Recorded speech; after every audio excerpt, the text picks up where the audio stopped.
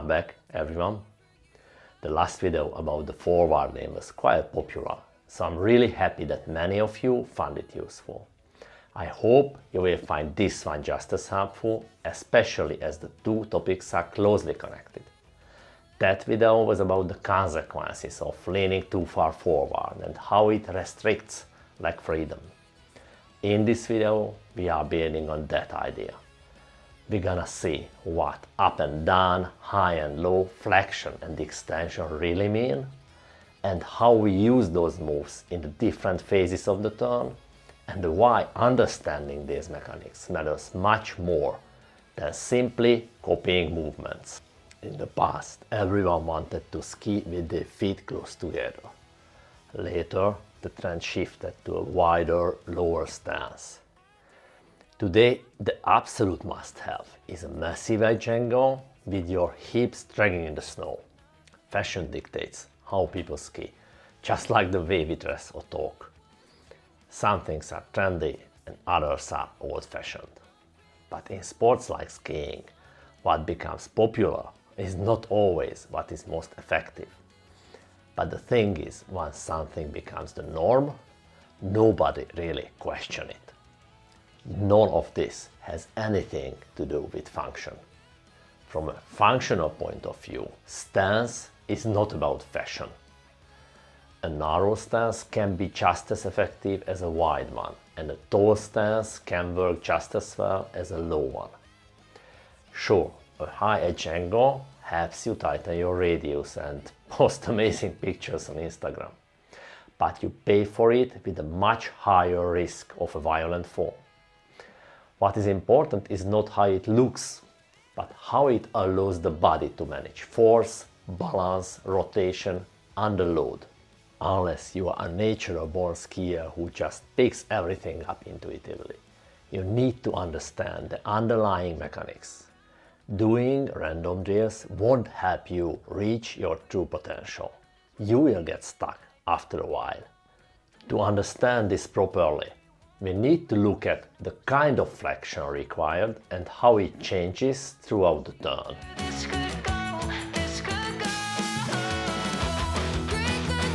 Ask 10 skiers what a low stance means and you get 10 different answers. Some look at the knee flex angle, others look at the hip height, yet others consider the center of mass. None of them is the same thing. They use different reference points. When we hear the words high or low, we assume everyone means the same thing, but they don't. Often skiers struggle to follow instructions, not because they lack the ability, but because they interpret the same words differently. They use different frame of reference. So, if skiers want to understand each other, first, we need to clarify what we are talking about. In skiing is pretty complex because nothing is static. Everything is changing. The body and the skis are moving, and we are positioned relative to the slope differently, time by time. So, in this case, the question is not simply high or low. The question is high or low relative to what? Up and down directions are especially tricky in skiing. It's easier to understand if you mark your hip level during the transition. If you just move farther horizontally without moving literally up, your hips already get higher relative to the ground. On a slope, even moving horizontally means moving uphill relative to the snow. Or think about it. If you start in a vertical stance and then incline during the turn, your hips get closer to the snow. You are technically moving down even when extending your legs. What feels like going down is often just the body inclining into the turn without actually bending the legs. Look at this run and try to tell when it is high and when it is low.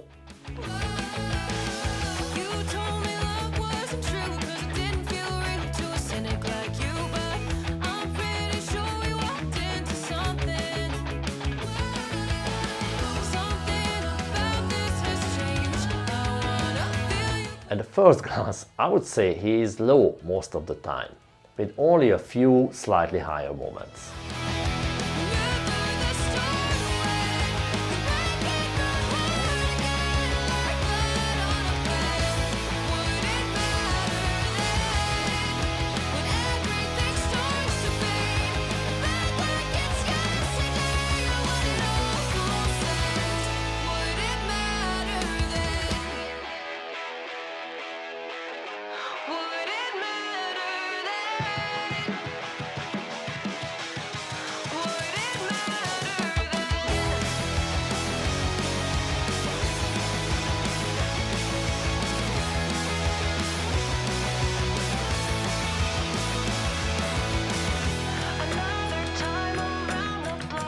For example, this transition looks pretty low.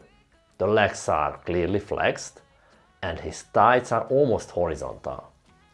But if we look at the height of the hips, they are not nearly as low as they are at the apex of many turns. I would say the hips are only at a medium height. His legs show a low stance, but the center of his body is only at a medium level. Although these conclusions seem to contradict each other, they are both correct. This phase can be described as both low and medium, depending on the reference. The answer changes because the reference changes. If the reference is joint angles, that's posture, it's low. If the reference is the center of the body, hip height is higher. A few frames later, at the apex, the first thing that catches the eye is the low position. The hips are just above the snow. On the other hand, if we look at this posture, he's actually standing tall. Only the inside leg is flexed about as much as it was during the transition. Without the inclination, we would simply call it a toe stance. The conclusion is the same. Both interpretations are correct. The only thing that changes is the frame of reference. If you are describing the physics of the turn, it is a low position.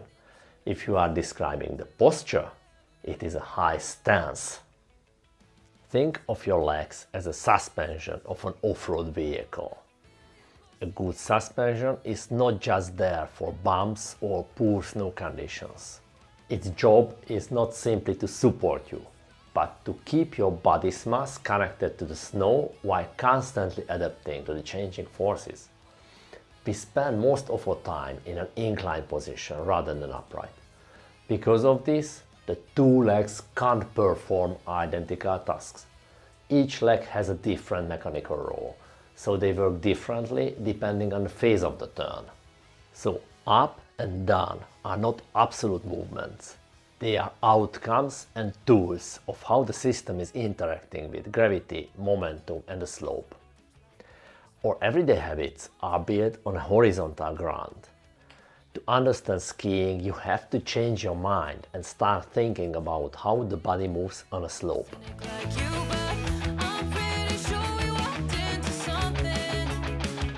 There is no single moment of a turn when physics affects us the same way. Forces, momentum and your path relative to the slope become different a few inches later. Your body has to adapt continuously as those conditions change. So there isn't any uniform posture from the textbook that always works. Now let's put everything together and let's see how flexion, extension, the stance height and the body position change through each phase of the turn, and more importantly, why.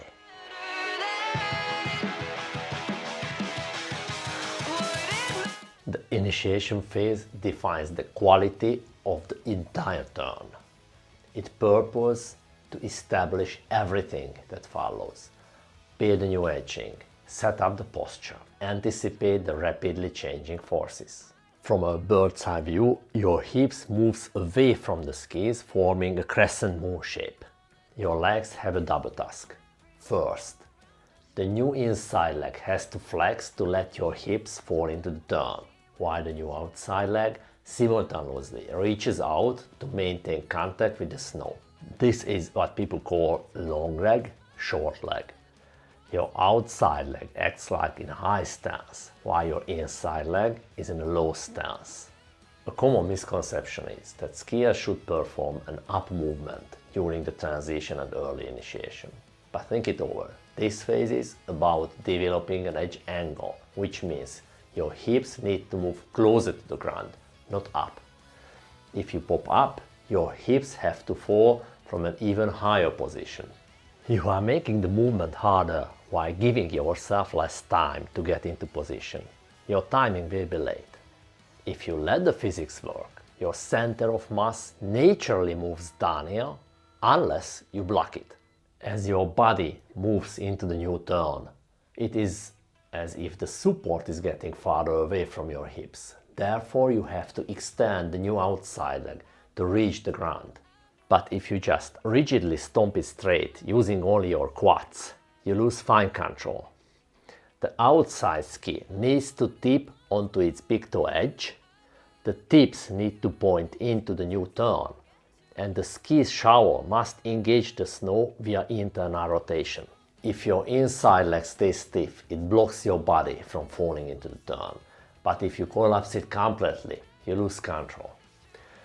The inside leg has to tip toward the pinky toe side, rotate into the turn, and flex, all at the same time.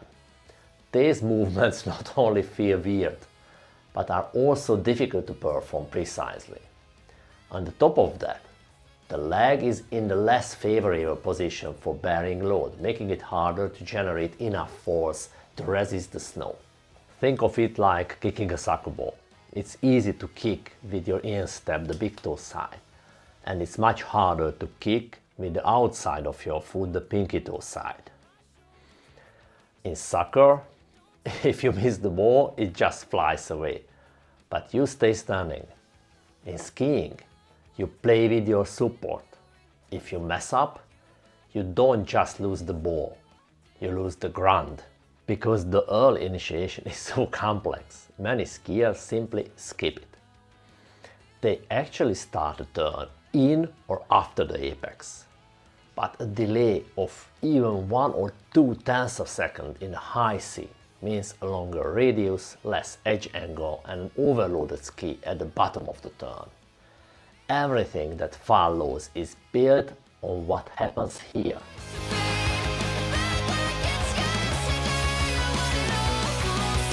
The apex doesn't create a great turn. The initiation builds it. The apex shows the result. It is where the quality of your initiation is put to the test. The apex is actually the calmest, simplest part of the turn in terms of coordination, even though you carry the peak load and the edge angle is the highest. A high edge angle may challenge your confidence and spatial orientation, but that's a mental aspect of skiing and a topic for another day. If you ski at a moderate edge angle, this phase is barely worth mentioning. On the other hand, at a high edge angle, there are some important points. Here, your hips are at the lowest point relative to the slope. In extreme cases, your hips might be touching the snow. Meanwhile, you need to withstand extreme G-forces. A straighter leg is structurally better at handling high loads, so keeping your outside leg extended is perfect here.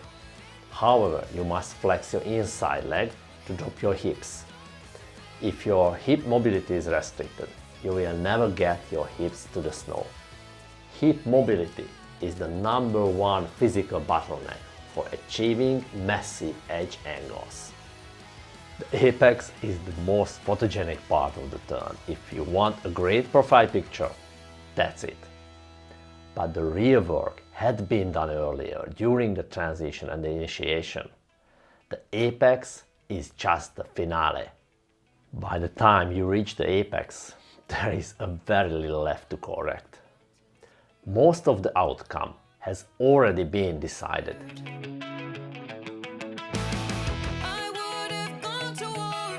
Calling this phase completion is a bit misleading because mechanically is really the setup for the next transition. After the apex, looking from above, Your hips and skis start coming back together as the two sides of the crescent meet. Your upper body wants to continue down the foreline due to momentum. The only reason your body deflects across the heel is because it's linked to the skis. To enter the next turn, you have to unlock this connection. This is what we call release. The release happens through flexion of the hips and knees or through rotational movements. It allows your body to move down here. Without releasing the connection, you will ski across the slope until you stop even uphill. You can't do the next turn. Looking from the side, the center of mass movement depends on the amount of the edge angle. If you ski with a moderate edge angle, your hips stay relatively high above the snow, and you can easily cross over the skis without extending your legs.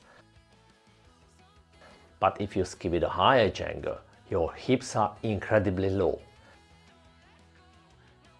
They have to rise to get over the skis.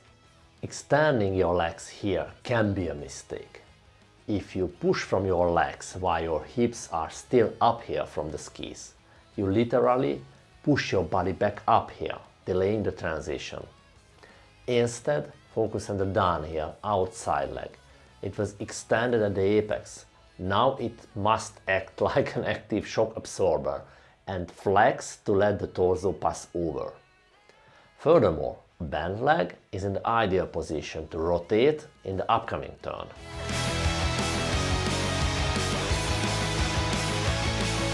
The transition is the exact opposite of the apex. It is the most dynamic, fast-moving and critical phase of the turn. Every part of your body has to change its role and position in a fraction of a second. The muscles controlling the legs have to change the way they work. In turn, the inside muscles, adductors and medial rotators of your outside leg, and the outside muscles, abductors and lateral rotators of your inside leg are working. In the transition, the entire muscular map has to flip to the other side. To make it harder, the legs don't always switch at the exact same millisecond. One usually triggers slightly before the other, and the muscle contractions must gradually overlap. During the transition, the direction of your body and the direction of your skis diverge more than at any other point in the turn. This is why the transition is often simplified in ski instruction. It's incredibly complex, and it's much easier to teach visible movements than invisible coordination. But every minor mistake of the transition had serious consequences in the next turn or turns. If you want an aggressive line, an early edge angle when your body charges down the foreline and your skis work dynamically, you need a lot of rotational and lateral control, which requires a more folded lower stance during the transition. But if you prefer a calm, casual cruise at a moderate edge angle, a higher stance is fine. But completely locked straight legs will always cause trouble. Popping up during a transition is often a strategy to avoid the complex coordination it requires. It feels easier in the moment, but it costs you valuable time and leaves you out of position for the next turn.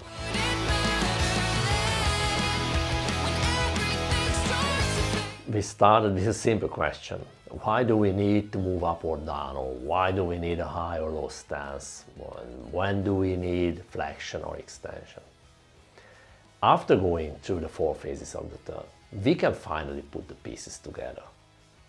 First, we need to separate two different categories. High and low primarily describe stance. They are closely related to how flexed or extended legs are. A low stance generally means more flexion, while high stance means more extension. But one flexed leg doesn't necessarily make the wall stance low. If the overall posture is extended, the stance can still be high, even with a flexed inside leg. Up and down primarily describe position. They tell us where the body is relative to the slope. That's why you can be low in position but high in stance, or have flexed legs while your body is still relatively high above the snow. So why do we actually move up or down? Mostly because of geometry.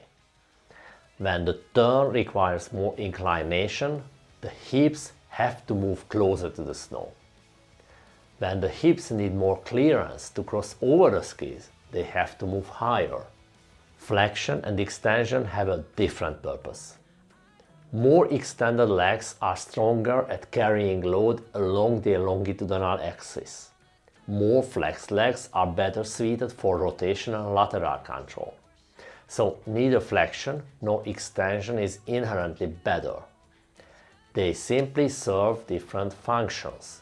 So if you want to know what your body should do at any point in the turn, don't start with the position or stance. First ask, what function do I need here? Do I need carry load, steer the skis, create edge angle, reorganizing the legs, make room for the body to cross over the skis? You need to understand why your body needs to move in a certain way at a certain moment. A proper turn requires coordination, timing, and control. Learning a great turn takes time, practice, and willingness to question habits that feel natural. Accepting the challenge of building a truly efficient turn isn't easy. Great skiing is not simply about copying movements, unless you are one of those rare natural talents who figure everything out intuitively. If you are watching this video, you probably want to understand more than just the appearance of the movement. There is no easy way. But once you understand the mechanics behind the movement, you can move beyond random drills and start building your skiing with purpose. The goal is not making skiing more complicated. The goal is to finally understand what you are doing. Which part feels harder to you? Reorganizing the legs or trusting your hips to move downhill? Let me know in the comments below. I read and reply to every single one. If you found this breakdown helpful, please hit the like button and subscribe to Awesome Skiing so you don't miss our next deep dive into skiing. And if you would like to support the channel and help me keep producing high quality content, please consider using the super thanks button down below.